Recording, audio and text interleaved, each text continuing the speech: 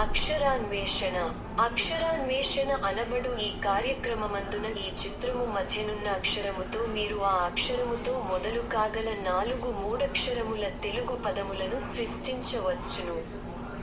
అందులకు వలయు ఆధారములు ఆ అక్షరమునకు ఇరువైపులా తెలుగు మరియు ఇంగ్లీష్ భాషలలో ఇవ్వబడియున్నవి. వాటి సాయముతో ఉండవలసిన ఆ అక్షరములేమిటో కనుగొని ఆ అక్షరము చుట్టూ నున్న ఖాళీ వలయములందు నింపండి. 2 నిముషములలోగా మీరు నింపలేక పోయిన ఎడల ఆ సమాధానములేమిటో మేమివ్వగలము.